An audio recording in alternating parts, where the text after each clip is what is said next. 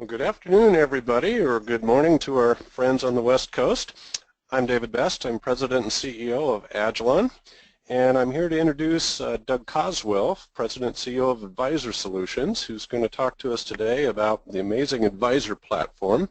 ADVIZOR and Agilon partnered some months ago and have a strategic alliance to bring this tool set to the power of the Agilon database combined with analytics, data visualization, and the overall reporting mechanisms that they can provide. And we're doing this webinar today primarily focused on complex campaign management and the types of insights that this tool set can bring to the campaign and prospect data that Agilon does. And I'm going to hand over to Doug in just a moment, but I wanted to give him a little bit of background in terms of his qualifications. He's very impressive with a degree in physics and engineering from Dartmouth, an MBA from Harvard, and over 15 years in the business intelligence sector, including consulting with Bain and Booz Allen. And he's an amazing talent, and one of the reasons that Agilon has partnered with ADVIZOR is his forward thinking and best practice knowledge of this space. So without further ado, we'll hand over the session to Doug Coswell at ADVIZOR. So thanks, David. That was a very kind introduction. Yes, I'm going to take 30, 45 minutes and just talk through accessing data from the Agilon system and other sources that you might have, blending it together, synthesizing and turning it into useful information for finding prospects, for managing prospect pipelines and setting up campaign expectations and then managing campaigns. So it's going to be at that level. We do other work at annual giving, but that's probably overload for today. So I like to start with kind of high level. We're talking about acquiring data and managing it, which is what Agilon does really well. It's a really great system for getting data in and storing it in a well-formatted way. We then front those kinds of systems and allow people to do data discovery and analysis, to look at things, to explore things, to slice and dice lists, to drill down into detail, and then empower end users to do that. So we have authors who will work with data and create metrics and then push it out to end users who might be field officers, they might be major giving management, they might be campaign planners, who are then using that data to make decisions, which then might also drive the kind of stuff you want to collect and what you do with it. So high level, that's what we're talking about. Now I'd like to jump in at the data level. So if you're pulling data together and the question is what are the characteristics of my larger donors and who else has those characteristics, there's a set of information in the core system, Agilon, where there's entities. There's a table of facts on entities, and that usually includes things like biographical and geographical information. Are they married, where they live? Typically you've got wealth screening scores in there. If not, there's a ton of data at the zip code level you can bring in to get some aspect of wealth. Class year affiliation, those kinds of things are generally there. There's a bunch of other data, for example, degrees, which by itself is useful, but it can be synthesized into, do the people have an advanced degree? Is there an MBA, a JD, or an MD? Because those are obviously indicators of probably higher earning jobs and some wealth. If you look at employment by itself, it's a list of employers and titles, but out of that you can figure out, do they have a C-level job? You can match out in title, is it president or chairman or something? You can figure out the field of work. So those are more facts about people that can help answer the questions about what makes up my larger donors and who else has those same characteristics. Student activities is another one where there's a bunch of data.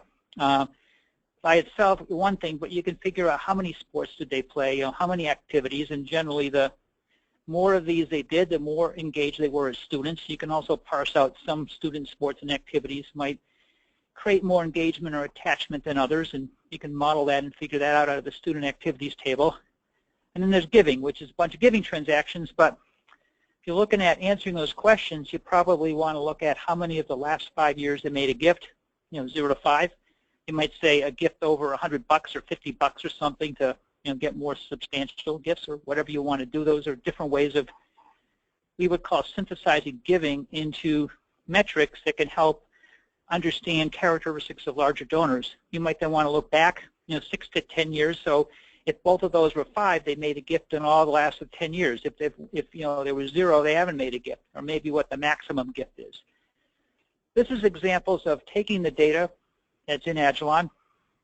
Some of it may be in other tables, and you can bring them together and then synthesizing it into useful information for answering questions like this. There's other data. It's called, some other consultants call it dark data. I call it other stuff. For example, event attendance. Sometimes it's in the core system, sometimes it's not. But that's got a bunch of information on how many events have they come to in the last 5 years, the last 6 to 10 years. What types of events? Some events create more engagement and attachment than others, and you can figure that out and put weights on it.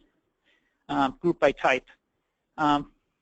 Volunteer committees might be another type of committee or event. Sometimes it's in an event table, committees table, but that's also helpful because now they're more engaged on a regular basis. On newsletter click-throughs, most of our clients, we have several hundred clients in fundraising, don't collect detailed newsletter click-throughs. I was at one yesterday that does. And this is great information because it's your people telling you, are they interested in what you're messaging to them? So you can figure out, how many newsletter clicks have they done in the last 12 months, the last 6 months. This has a fairly short tail. If they clicked on a newsletter 3 years ago, it doesn't matter. But if it's recent, they're telling you they're interested. And also by what they're clicking on, the articles, which you can match out on the naming, or more sophisticated people in this space are actually keying the names into theme groups. So if they continually click on the neuroscience research that the university is doing, they're probably interested in neuroscience research. If they always click on the football team, they're interested in sports. So this is giving you not only an indication of how interested they are, but what they're interested in for appealing to those interest areas. You're obviously going to more succeed than if you don't.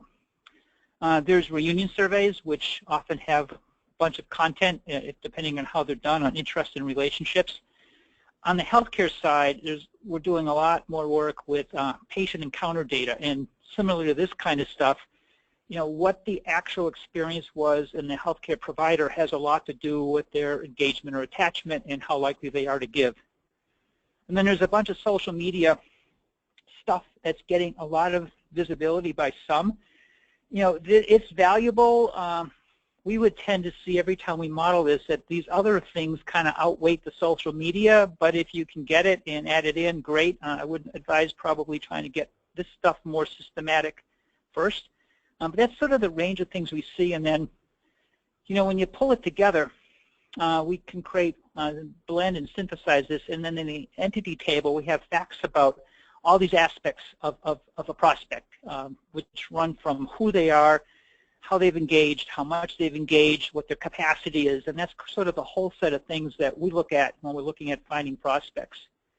And I love this chart. It's from the Gartner Group, which is one of the business intelligence industry analysts. And as you set this stuff up, I think this is just what we do. You take the raw data, newsletter click-throughs, event attendance, you have to explore it, and you want to create hypotheses on what looks like it might be impacting attachment or capacity or inclination or whatever the thing you're looking for is. You have to do some transformations, as we saw in the prior chart. The raw data by itself is raw data. It needs to be binned and grouped into something. You can improve the data, sometimes add in more stuff, newsletter click-throughs, maybe you have to go back to the vendor and get more detail.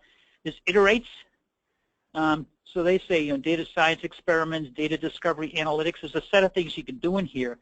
But out of this comes this knowledge gained, reusable transformations, which once you've got that, all this stuff on the prior page can be embedded in the system. And so in our application, once you figure out what these metrics should be and how to weight them, we can create composite scores. You'll see this in a minute. And every day, we'll load the data from Agilon. If there's newsletter click-throughs in a spreadsheet or a text file or somewhere else, or a reunion survey somewhere, we can grab that at the same time and redo all the binning, all the synthesis, and then update scores. And so if somebody came to a reunion over the weekend, clicked on the newsletter 16 times, went to some event and gave a gift, they're going to jump way up in attachment or engagement when you next look at the score, because the factors underneath changed over the weekend. So that's the gist of this. And that's sort of, however you do the work, it's this kind of a process is key to get in and really understand what you've got. So we use the data And in working with Agilon, with their clients, we're using it today across a variety of levels. Senior management, VP, Dean, Provost, campaign results. You'll see a little bit of this later on. Snapshots and scorecards help them answer ad hoc questions. So in this case, maybe you're looking at an overall campaign and the law school looks like it's doing pretty well, but it's got 5 programs and 1 program is doing great and 4 programs aren't. I mean, it's a quick drill down, and you might say in the 4 programs that aren't, the problem is we're not getting alumni, we're getting organizations and parents, or whatever, but we're not getting alumni.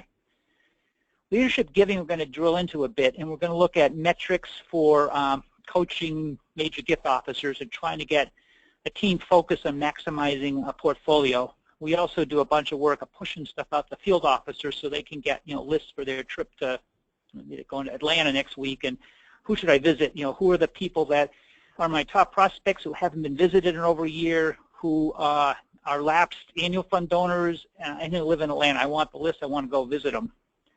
Annual giving, we do a bunch of work on looking at appeals and which ones are working with which groups of people and all of that. I'm going to dive in a minute, look at prospect research, at finding prospects and assigning them out to major giving. And we also, a more sophisticated analyst in our world can build models and create all the data synthesis and scores that we were looking at just a minute ago. So I'm going to dive into 2 examples, major giving and campaign. And in major giving, we're going to look at 5 key metrics. And I will caveat this by saying, often we see an over-focus on visits and activities. A lot of teams get all excited about, how many visits have we made this fiscal year to date. We see this a lot, and it's right now August, so it's probably not many, and in June it's probably quite a bit, and that can get abused. We'll see that in a minute. We think these 5 better capture how to manage a pool of major giving prospects. Prospect assignments are all of our highest capacity and most engaged prospects staffed, and are the pools reasonably sized? Look at that in a minute. Then once they're assigned, is our pool of assigned prospects being connected with in a reasonable period? Like if I have 100 prospects in a year, I ought to be able to connect with 80% of them, 80, 85. If I'm connecting with 50% of them, something's wrong. I ought to be able to connect with 80 to 85% of them and visit half of them. And if I'm not doing that, maybe there's a reason, but there ought to be a discussion. Movement. Are we moving prospects forward at a reasonable pace? Some field officers will get prospects stuck in qualification, and there's ways to move past that. Some, get the solicitation out but have trouble closing. So you want to look at this and bring help in and bring best practices and where it can be applied. And solicitation levels. I actually asked this at a talk a month back in June. Are you doing this? Are you looking at the asks at the right level relative to capacity and attachment? And very few people were. The thing here is if I have a bunch of 10 million plus capacity people who are highly engaged, I ought to be raising a lot more money than somebody who's got a bunch of $1 million to $5 million prospects who are lightly engaged. And so just looking at what I'm asking without comparing it to the potential of the prospect, I could be leaving money on the table. And so if you take, for example, a person with $1 million capacity, if they're highly engaged, an appropriate ask might be $500,000. The same $1 million person who's disconnected and they've not been to events, they've never been on a committee, they've missed the last 6 reunions, an appropriate gift from that person might be $20,000 just to get them in play. They're wealthy, but they're really not engaged, so to get a $500,000 gift is far less likely. So when we look at pools, we want to really get our teams looking at, are we soliciting at the right level? And then along with that, are we closing solicitations at an aggressive level? And these go together. We was at a team a couple weeks ago where the field officers had really high yields. I think they were closing 50 to 60% of their asks, but they were under asking. And I could do that. If I have $1 million prospects who are highly engaged and my job is yield, I'm asking them $20,000. I guarantee I can get a whole bunch of them closed, but I might be leaving, $400,000, $450,000, prospect on the table. So yield by itself is not good without looking at the solicitation levels and all these other things. So we're going to dive into these and look at some examples, but high level, when we do work in this area, these are the kinds of things we love to see the teams focused on. And the good news, a system like Agilon can track and provide all of the data that you need to do this kind of work. So, prospect assignments, look at this first. Are all of our highest capacity, most engaged prospects staffed? Are the pools reasonably sized? So this is an example of we call it a project. If I click on it, it'll come live. I think I clicked on the wrong thing. So this is a web version of our project. So it's unpacking a bunch of data that would have been loaded, say, overnight from Agilon, and maybe some other sources. It pops into RAM on a server, and then I've got a browser interface to it. Why is Windows not going to install Windows updates right now? Thank you, Microsoft. So it opens with a ratings page. So this is tiled out. So there's a list of people, a page on ratings, a page on staffing, a map of where they live, their affiliation, bio, sports and student activities, giving history, attachment scores. So if I look at this page, it's ratings. I've got capacity rating, and I'm looking at 55,000 people, and kind of here's a list of them from Harley Oliver, who's my biggest all-around donor, in the bottom of this list. Got the webinar thing over here, but the bottom of this list has a bunch of smaller donors. So it's a list of everybody. It's a list of the 55,000. And they group. This team has 166 of those 55,000 who are rated 50 million or more. At the other end, looks like 19,000 who are rated 25 to 50,000. There are all these levels in between. And this, this can come from a wealth screen. You can impute it out of wealthy zip codes. There's a variety of ways to get this. So let's just assume this came from somewhere and research has validated it. So if I'm looking at staffing, I probably want to make sure everybody who's rated $500,000 and up and is highly engaged or an owner is staffed. So that would be these 5 bars. So if I want to select these, I take the mouse, I just sweep over them. I can hide this panel on the left too. That has selected 6,306 prospects out of everybody. And I can see in here the coloring of those prospects. So these are attachment scores. So here we're looking at, have they been giving? Have they been coming to events? Do they come to reunions? And if not, they're disconnected. If they come to everything, they're owners. So you'll see this in a minute. But we're looking at the data and we're creating these scores and binning them. And what I've made the selection over here in the capacity, I'm seeing that some of the disconnected, looks like at the top, 8.8% of the disconnected, it's 2,357 people are high capacity. So I might want to explore, why do I have these really high capacity people are completely disconnected? But I really want to make sure I've got, hopefully, the high capacity more skewed towards highly engaged owners. So in the owners category, I've got 162 at the top out of 584. 28% of the owners are high capacity. So clearly a higher percentage of owners are high capacity. That's good because they should be cultivating them. Highly engaged, looks like 1,365 out of 6,300. 22% of my highly engaged are high capacity. Okay, that's good. I'm seeing my team is cultivating the higher capacity and they're more engaged. That's good. Now let's drill in. So I'm going to get rid of the gray.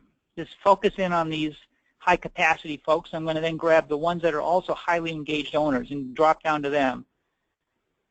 So now I've got 1,527 people who are both high capacity and highly engaged. And let's see if they're staffed. This is what we call this visual discovery. I'm just basically taking all my data and slicing it really quickly. So of the 1,527, it looks like 269 aren't staffed. So I'm going to ask why in a minute. The others are. It looks like Megan's got 116. That's a pretty big pool of these top prospects. But okay. Dan Law, he's got 67, but he's got all the red. So I'm colored over here. You can see that the red are the really, really high capacity, and the greens and all that are a little lower. So Dan Law's got the really, really high capacity, highly engaged. He's got the, the cream of my crop. So I want to probably keep an eye on this and make sure that he's hopefully one of my best. We want this group though. So I click the bar up here, just grab the 269 who are highly engaged owners, high capacity, and aren't staffed. Look at the map. So I'm just progressing through this data. Where do they live? Yeah, there's a bunch in the Northeast, around Boston. Looks like I've got somebody down here in Milton, somebody up here in whatever that is, Concord, got a bunch in the New York area, somebody out here in Darien, Connecticut, or Westport, Connecticut. This is Darien, Connecticut. And just when my VP's going to the San Francisco Bay Area. So let's grab that. This is all stuff you can load straight out of Agilon. Just grab the Bay Area, visually selected it. Now I've got, back to the first page, where I have a list of them. I've got 24 people who live in the Bay Area, Atherton, California, Portola Valley, San Francisco. They're all high capacity, they're all highly engaged, they're owners, and they're all unstaffed. And then somebody says, okay, let's get this list, but first, what's the giving history that they've been giving? So in total of this 24 people, here they all are. Virginia's given $1.3 million. It's like Georgie's given 800, but a whole lot of them are like really not given much. And as a group, looks like they're up, and there's a spike in 2010-11. Let's take a look at Virginia. Yeah, Virginia was a spike in 2010 and 11. The giving detail for her, what's she actually given? I'm down at the gift transaction table. Let's look. This is all of her gifts. Let's look at the hard credits, sort that way. Yeah, like 11, she gave a couple of 250,000 gifts and some others, so she had a spike. I could take this group. Let's drop out Virginia for a second, exclude her. Here's the group without Virginia. There's still a spike. It looks like maybe Georgie. But in general, the group's up, so they're moving in the right direction. They're all engaged. They must be coming to activities, but they're down. Let's bring Virginia back. So and do that and grab them all. And then I'm going to get off this in a second, but I want to look at what makes up these attachment scores because I'm planning my dinner in San Francisco for my VP. Here's the 24. Let's sort by these scores. So there's a model that gets run in our software that takes the number of volunteer committees in the last 10 years, and here's what it is for all these people, the number of gifts in the last 5 years, the number of the gifts 6 to 10 years back, the reunions, the student sports and activities. These are all factors that in modeling have contributed to attachment. It creates a higher likelihood of giving, and these people are all at the higher end of this, and so the scores range from 0 to like 0.9 to be extreme outlier. There's a group in here that's strong. But as I'm looking at this and I'm at my dinner, I want to cultivate these people to higher attachment. I mean, they can't give anymore. They're given every year. They've come at all the reunions. They're graduates. They can't play more sports. But look at this. Only Adrian Ever's been on a volunteer committee in the last 10 years. My best cultivation would be to probably get some people who are all into my organization at the tables with these people and get them on some committees they can participate in because that'll cultivate them more. Great, I got my strategy for my dinner. Go back to the first page. I want to export this list out of here. I click this, drop it down off the web server, stick it up on my desktop, and it's going to be out of here in Excel. And here's my list ready to go. So let me format this a little bit different. So here's my list of 24. This could have a bunch of other columns. It could have their phone numbers, addresses. So all the entity stuff from Agilon is what you would put in here. So I'm going to go back to here and just, this literally is, so it's a daily update from Agilon. We're synthesizing and binning into scores and groups like this, putting it up on this visual format so you can quickly cut through it and get to answer questions like, do I have any high capacity, highly engaged people who aren't staffed, and where are they, and what are the characteristics of them? And back to those first pages in the data, most of you have this data, but it's hard to work with it. So we're in the business of making the data that's there really easy to work with. You get down to your list, set up the dinner, and go. So next question. We've got our prospects. We're going to add some in, hopefully from that dinner. Is our pool of assigned prospects being connected with? And typically, what we see is people focus on visits, and they measure development officer activities. And they often look at, visits fiscal year to date, visits last month, contacts fiscal year to date, contacts last month. And if you look at this, let's focus on Heather Ashford, Daniel Asness, and John Brown. And it's the middle of the year, and they've got 28 visits fiscal year, 31, 37. So they all look like they're doing pretty good. They're ahead of their peers. Hard to tell whether this is good or bad. We like to look at, instead of the fiscal year date, let's look at the visits across a standard time period, for example, last 12 months. So then you get, something that is stable. So, it runs 12 consecutive or 365 days. So it's, it eliminates cyclicality. The fact that it's hard to interview people or meet people in July and August is not an issue, because right now it would run back to like a whole year. And then we got a little different story. Here it looks like, Heather and John Brown are like kind of higher, and Daniel's a little lower, and they actually all are pretty good, but Gretchen Meyer jumps out here. This whole concept of unique visits gives another look at it. Let's just back up. So the unique visits, we've got, this is instead of the total how many visits, how many unique people did I visit in the 12-month period. Heather's got 59, Daniel's 71, John Brown's 41, so his ratio here is low. He looks like he's not getting as many people, but he's doing a lot with visits. And you can show it on a bar chart, would flag, here's the visits last 12 months we looked at. And I'm going to flag, Michael Ortiz doesn't seem to have many. So we're actually measuring this. We might want to fire Michael because he's not making visits. But hold on, we're going to come back in a minute. He's actually one of my stars. Happens out, what he's doing, he's leveraging other people to visit his prospects. He's not personally doing the visits, and he may not be putting them all in the system, but he's actually doing an awesome job. We'll see in a minute. This concept of unique visits, John's got this, but what's up with John Brown is unique visits are really low. Well, here's John Brown's actual visits by prospect. Cortez wins. He's had 17 visits with Cortez in the last 12 months. Floyd Agrawal, 16. So John's, and we see this a bunch if you measure activities and figure out the game. I'm going to get measure on visits. Good, I'll get a lot of visits in. But what you really want is penetration of the pool, unique visits, not total visits. So we actually like to flip this around and get off this activities, because this gets artificial time periods of fiscal year, anecdotal stories about the visits. Get into like my dinner last Wednesday night with Mark, and it drives all that stuff tactically. And the next question is, the development officer visit, but what about engaging others to visit? Like, maybe it's better to have the dean and the president visit instead of you do the visits. And then you actually want the discussion about the prospects who weren't visited versus the visits that happened, because that may be the key of the portfolio, which is why we really like to flip off and get away from that sort of tactical view and this much more strategic view. So this is something called a spine plot. And we're looking at, here's Heather Ashford, who we're looking at on her visits. And this width of this thing is how many prospects she has. So she has 143 prospects, which is a bunch. You can see that John Brown has more. Daniel Asens is a little more focused.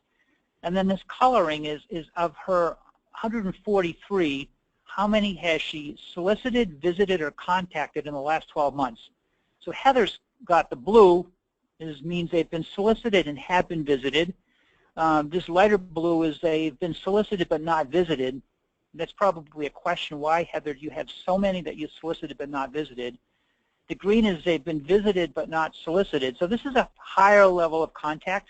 And then this sort of peach color is they've been contacted in some form other than a visit in the last 12 months. And this ought to be 80 to 85%. Heather's at 112 out of 143, so she's best of breed here at 78%, which is okay. It's a little below typical threshold, but okay. But the rest of this team is just not getting their pool. And this gray represents assigned prospects who are uncovered. They're just, nobody's getting to them. And part of the problem in this situation is the pools are generally too big. If this is 143, these are much bigger pools. But part of the problem is you've got some people focusing on visits versus unique visits and penetration, like John Brown. I mean, John Brown is, let's look at John Brown. He's getting to, I think that's 65% with the contacts. He's only visiting and soliciting 40% of his pool.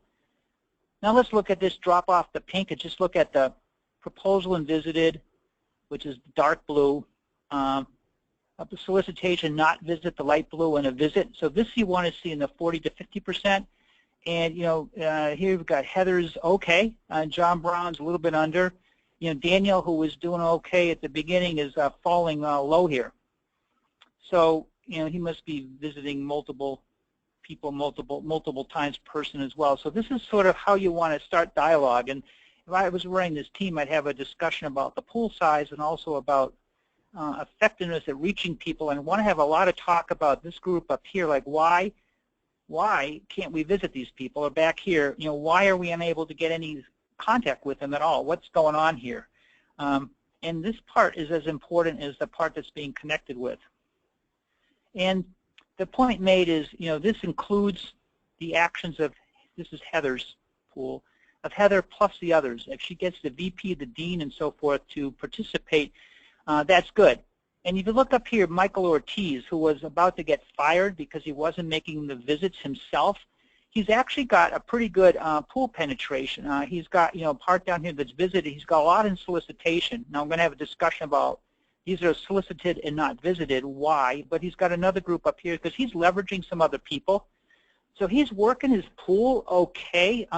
Only concern would be this, and he probably could get out a little more. But he's looking a lot better now than when we just looked at the visits. So next thing we want to look at, are we moving the prospects forward at a reasonable pace? So we use something called a scatter plot. And the horizontal axis is how long they've been in the stage. 0, 3 months, 6 months, 9 months, and then the stage is qualification, cultivation, solicitation, verbal commit, pending close. And each of these circles is a prospect.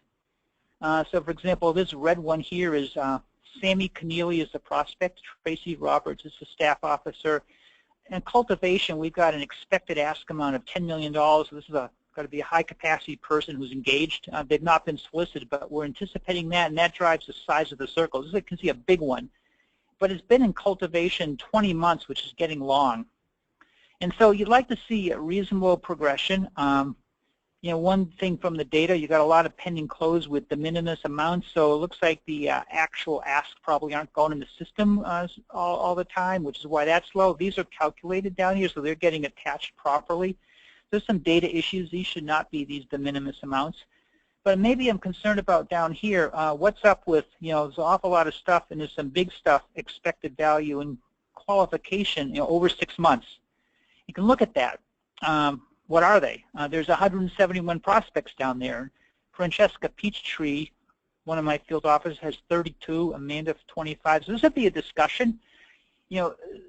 What's going on here? Can we help you? Why are these taking so long? Is it an issue with the prospects? Or is there some best practices we can help you with to move the people out of qualification to cultivation? Because generally a qualification is 6 to 12 months process, and there's a whole bunch of them here that are well over 12 months, and here we're looking at 6 months plus. There's a lot of, and it's concentrated in a handful of field officers. It's not evenly distributed across the team.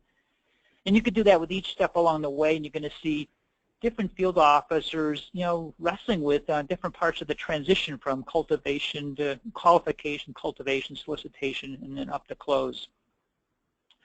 Now let's look at the solicitation levels. Are ask at the right level relative to capacity and attachment? This is again the concept that I have $1 million capacity prospect who's highly engaged. Expected value would say I probably ought to be asking $300,000 to $500,000 from that person. If I'm asking $20,000, I'm leaving money on the table. So we can show that a number of ways. This thing's called a heat map.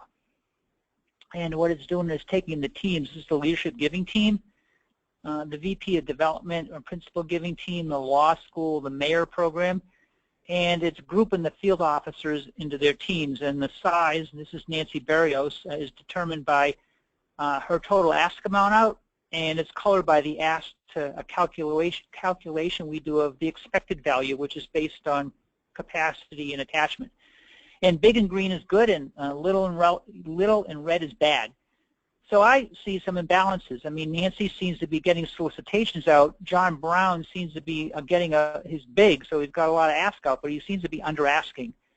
Francesca Peachtree's smaller, but she's bright green, so she's asking. She must have a smaller, lower capacity pool, but she's asking pretty aggressively. I got some issues with the law program. They seem to be systemically under asking. The mayor program, and my VP up here, Tracy Roberts, has a huge amount of ask out, but she's orange, which would mean she's got a lower coverage ratio of asked to calculated value. And we often see this with VPs. They probably have the very top prospects, and they probably have too big of a pool, and maybe they're getting to some of that pool, but they're leaving some of the really high capacity people. They can't get at them as much as they like, so they're going to end up having this not getting the coverage you like. And the typical answer would be to split the pool apart and let the VP work on the very top prospects and take some of those lower ones off and reassign them. The size here and then the coloring is an indication of that. And if you look at the solicitation levels, if you take John Brown, so we had some concern here. He's red, so his coverage ratio isn't as high as you'd like. This is coloring where his prospects are on that chart we had a minute ago on stage moves. So he's got a couple in qualification, a little long, not bad. Cultivation, a few out there. He's getting through solicitation quickly. He's getting to verbal commit quickly. He's getting to pending. So most of his prospects are ahead of the trend line. So he's moving them through well, and he's actually got great activity. We saw that earlier, but it looks like he may be under asking. So he's doing a good job in a number of areas. But the coaching tips for him would be, hey, John, could we ask a little more out of your prospects? It looks like you may be leaving some money on the table.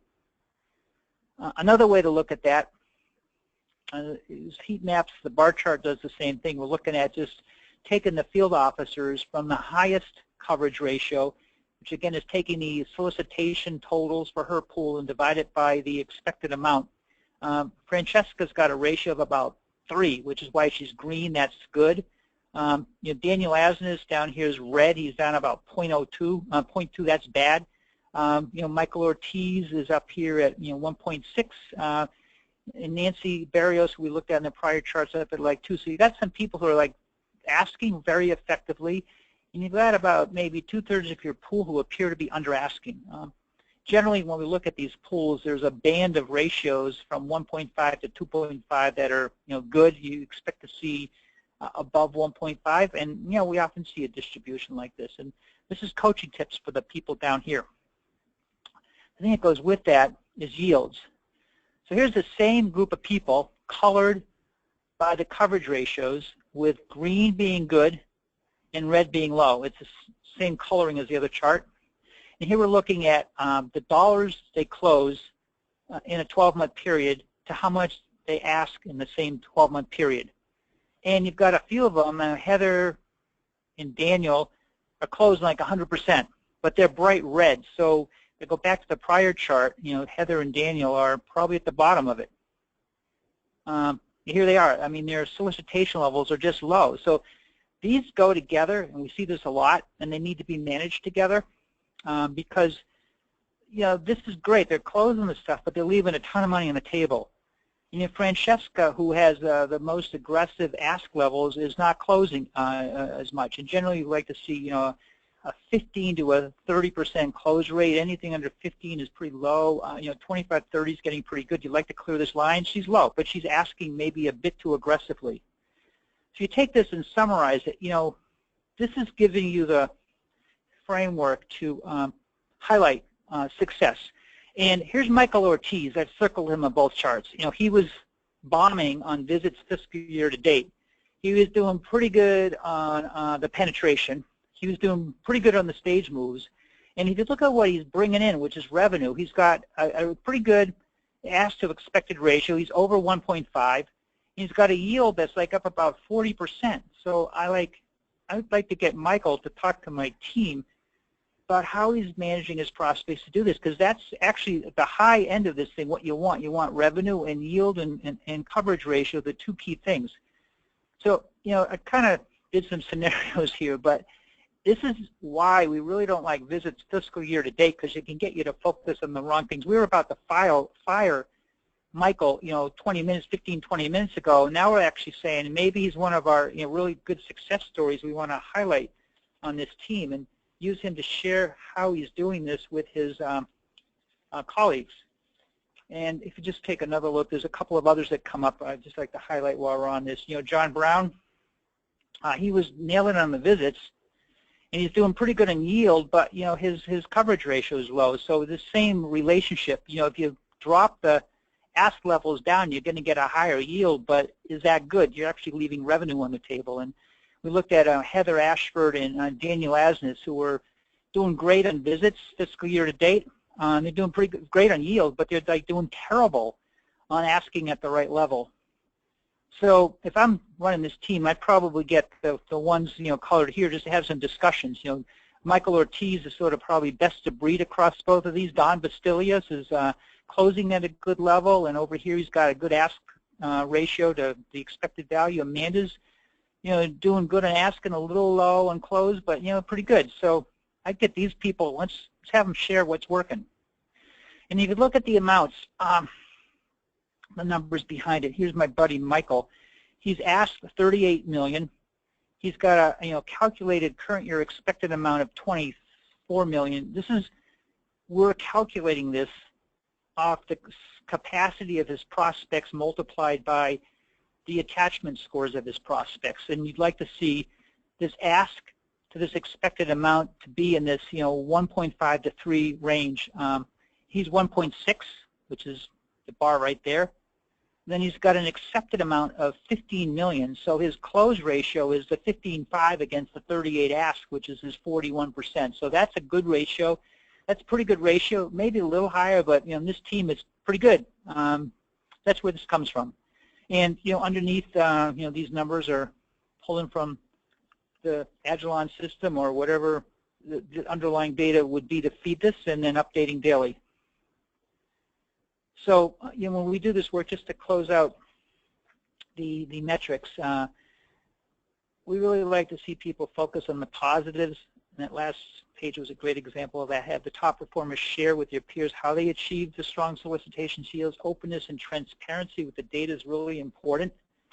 And then make this a positive, success-driven thing versus, you miss the metric that's bad. We've had teams, if you put metrics up, and it's a punitive thing, it doesn't work as well as if you turn it into this much more positive, how can I do better theme. And just to summarize, we talked about finding the highest and most engaged prospects. We looked at an example of doing that with the data. We looked at penetration, what percentage of my pool is being connected with in a 12-month period by me or my designates. Am I moving the prospects forward at a reasonable pace? We saw some people getting stuck in qualification. We've got to continue on, others are getting stuck at other stages. Are we asking at the right level relative to capacity and attachment? We had a couple people who were closing really aggressively, but leaving a lot of money on the table based on the, the capacity and engagement of their prospects. And in our work, when you get this right, it generates more revenue, probably faster closes, and a much better pool value. So the same numbers can be used in campaign planning and analytics. So here I've got an example. I'm planning a campaign. I want to know how much money I can bring in, and by different purpose areas. So I'm loading up a project that's the same data as we looked at a few minutes ago with finding prospects, only this is more about looking at them in groups. And let's let the thing come up. So here I've got, a gift pyramid of people who are potential $10 million plus donors, 5 to 10 million, 1 to 4 million. I've got how many prospects are in each group, what their campaign dollar potential is, and we're calculating this again off the capacity, which come from wealth screening. We saw that a few minutes ago, multiplying it by the attachment score, and then we're subtracting off gifts over the period for which the capacity is relevant for. Most of these capacities are like 7-year numbers, so if somebody's made a large gift in the last 7 years, we take that out to get the campaign potential. We do that at the individual level, so we calculate an expected campaign potential, and then we can put them in these groups and sum them. So, of the $1 billion potential for my overall campaign, 26% is 18 people in this top category. There's another, 20, 30% that's in the 1 to 10 million, and there's like looks like 120 people there. So they hit my numbers. I pretty much got to get the top of this thing, and I can break it out by school because I know affiliation, assigned to a major gift officer, sports, and other things. So if I wanted to like look at the people who played football, maybe. So I've got my overall campaign.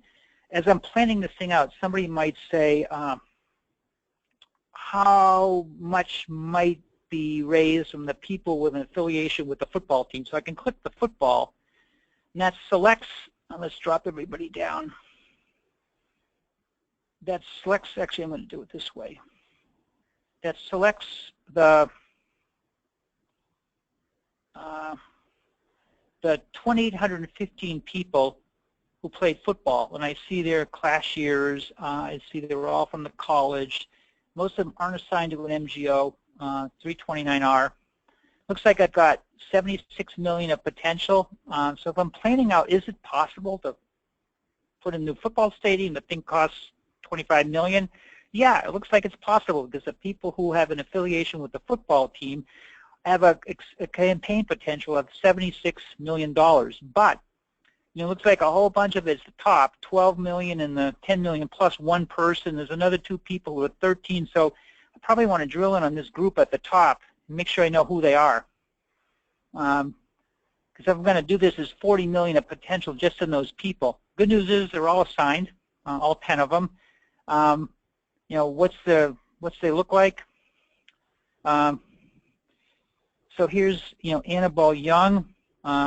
No current solicitation, a $13 million campaign ask because the person's rated 50 million, has an attachment score of 0.2, which is highly engaged, and we saw before some of the factors, has given total lifetime 75,000. As an alum of the college, Michael Ortiz is assigned. That's good, lives in London. And you can sort of go down the list. This one, Mitchell Lee, $8 million, another 50 million. This person's given more to date, so that's coming off the potential because he's already given it. And you can kind of go down. I mean, but this is highly driven by capacity, and they're all like pretty well engaged. So I got the list, and I want to make sure, like, maybe have a discussion with this team about who they are. There are others. Let's back up a step. What about the ones who aren't engaged here? Bring stuff back, grab the football, because I remember there was a bunch that weren't assigned out of the football, this group. Who are they? So the non-assigned football people, yeah, they come up to $12 million. A couple in here I might want to explore who are, potential $500,000 to $1 million donors. But if I'm looking at my football, I needed 25 million. It looks like the top of my period is well in hand. Probably talk with the field officers. The top prospects are all assigned. The ones that aren't assigned tend to be the lower ones. I feel pretty good about this. So that's an example of using this data to just roll up these expected value into campaign dollar potential and validate whether the initiatives are fundable by the people we have in the database. And then the next thing is these results. So, okay, we got the campaign going, and this is a dashboard of results. Let me just click on this and open another view. So this is something management would use. A bunch of cases where this goes out to deans, it goes out to senior managers, it can come in different levels.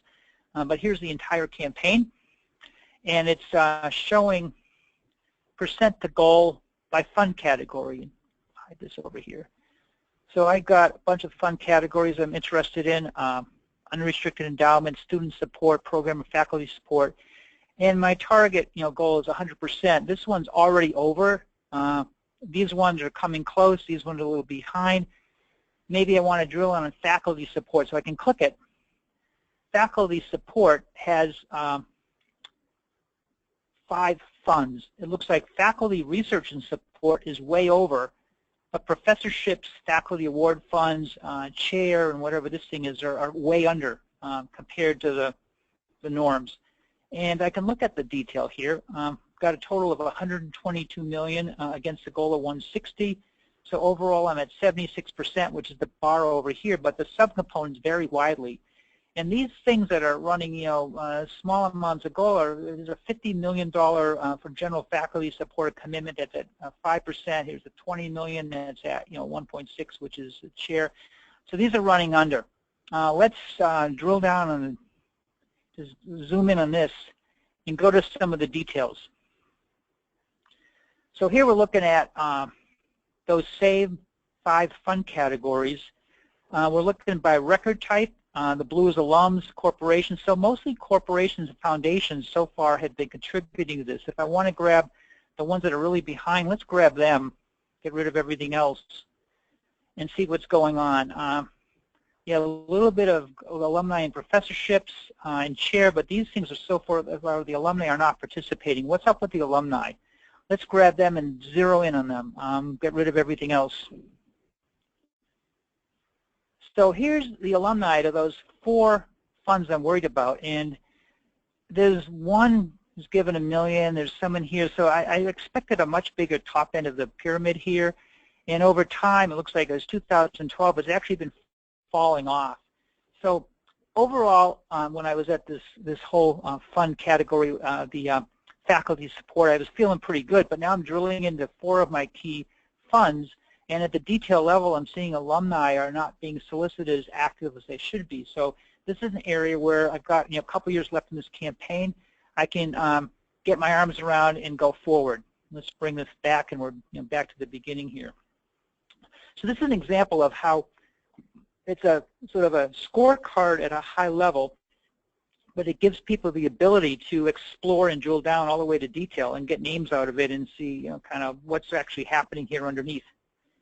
And we do a lot of work in this area, and it helps the teams to really understand where to make focus.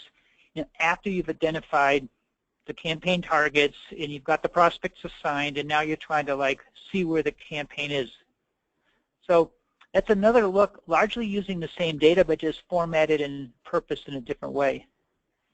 So I'm going to stop and do questions for a few minutes here. We talked about, the data acquisition and management, which Agilon does really well, and sometimes some of this data will be in spreadsheets or text files or something outside of Agilon. That's fine. The data gets loaded, it gets synthesized, it gets binned, it gets scored, it gets grouped into formats where people could do discovery and analysis and push it out to a team to, in this case, we looked at finding prospects to assign, and we were surprised there were so many high capacity, highly engaged, unassigned prospects, and a bunch of them in the Bay Area. We got the kind of understood the cultivation. Let's get them on some volunteer committees and get them engaged and assigned and moving. And then we went through metrics from managing the pool once they're assigned, and there were kind of 5 strategic metrics there. And then we came back to look at sizing up a campaign and seeing where it was. And that's kind of a good set of things, from a major giving perspective, that your underlying data is largely there for, and it can be drawn out and synthesized and put in a form where you can do this. So I'm going to stop, and got a few minutes for questions. So there's a question panel here where feel free to type in a question, and I'll keep my eyes open for them. And David, feel free to jump in if you have any questions as well. Well, I would mention that this is highly personalizable to the particular client's way of managing or approaching campaigns, and that you might talk a little bit about some of the variations of how you set projects up and how that matches needs. Yeah, great point. So what I went through were templates. When we actually do a project with a client, we start with the needs assessment. And for example, in that gift officer portfolio management piece with those 5 strategic initiatives, those are ideal. We have clients where they're just not ready for some of that, and expected value and looking at the ask to that maybe too far in front of where they are. The data may not all be in the system right now, so it takes a while for that to happen. So yeah, I think these are ideal, and when we implement, we're trying to understand what the client's needs are, where they are with data, how they perceive data, how they interact with it, what's overkill versus what actually will help them move forward. And even the page layouts. You saw, let me just back up a couple here. This is a page we would call as a moderate page. It's got a set of graphics on it. It could come in, you could back the graphics off and put more lists. We can adjust style. We can put richer or lighter pages up depending on the community and how they generally are comfortable interacting with data. And I'd also say, if we're going out to field officers, we probably want really crisp, clean pages that are certainly no more dense than this. So, long-winded way of saying, you've seen templates and they're nuanced, and as we deploy them, we really try to understand where the client is, because if the team is managers and field officers and prospect research people and the actual people doing the work aren't comfortable with what they're getting, it's not going to serve a purpose, and we get that. So with that, categories, breakdowns, the different details you see here really match their data. They're not having to conform to some predetermined model.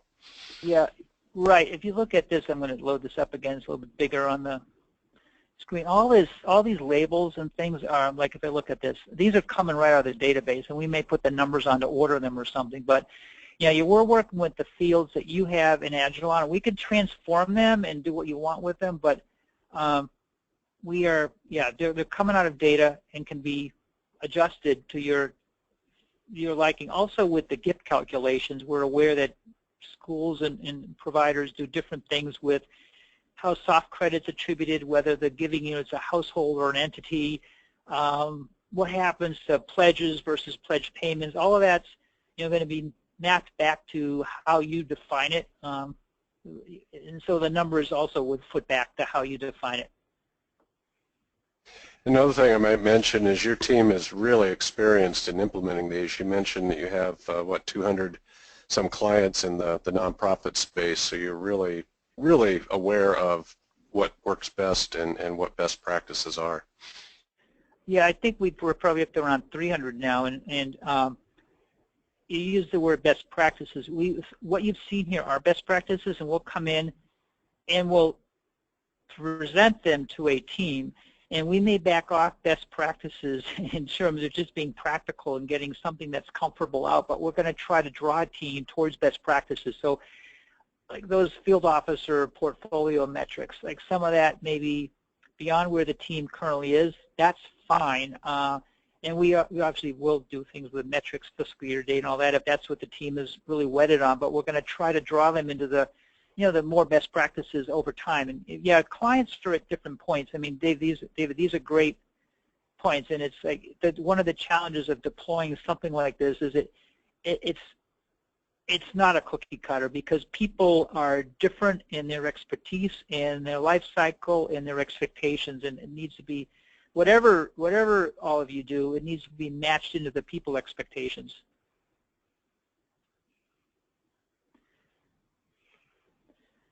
Good questions. Others. We always get questions about, like, what does it take to implement one of these? And there are a number of Agilon clients that, if you're interested in hearing from them firsthand, just connect back to David or me. I'm looking at questions in the webinar. Let me get out of the browser. My contact information is on the last page here. But generally, we're taking, it depends on, to implement one of these, the state of the data and the availability of the client for review sessions. But generally, we're running 6 to maybe 12, 13 weeks to get a project up and running from scratch, from start. We obviously need access to data. We usually build on a machine on premise with access to the database. And then my team can do the calculations, the binning, the transforms, all the synthesis, and then we'll train on what we did. And our ideal is that after we've done it, the team can pick it up and own it. Our authoring is, in our world, an Excel-savvy author should be able to author the types of projects I just went through. The challenge is the data is rich, and especially the first time through trying to create attachment scores out of all this data that needs to be binned and synthesized it's tricky. So most of our clients would prefer us to do it because we've done it a bunch of times. But then once it's done, it's like in Excel. You can change the macros and change the calculations that way. We also can deploy on-premise, which is typically how we deploy because usually the data's there. We also have hosted offerings, so we can load data from wherever and then run it. We run on Amazon Web Services with a managed cloud offering, which some of our clients prefer.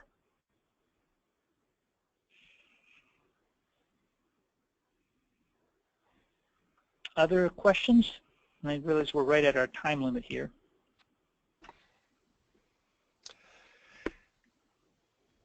And any of you who would like to do a more detailed look or even look at other types of data management, contact either Agilon or ADVIZOR, and we'll definitely get you some more looking at the tool set. Yeah, and we do have a whole set of the demos I've run through here. If you email back, they're up on a user group page, so we can make the link available so you can interact with one of these as well. And we do have quite a number of reference accounts in varying areas of that pyramid of different user types, and a number of them are Agilon accounts, which we'd be glad to introduce you to. Well, thank you, Doug. We really appreciate you spending time with us today, and if there aren't any more questions, we'll go ahead and wrap up. Okay, yeah, thank you all for listening and the attention, and you know how to reach us. And David, I think we've recorded this, so I'll get you the recording in like a day or so, and we can then post it out. Will do. Thank you, Doug. All right. Thank you. Have a good afternoon, everybody.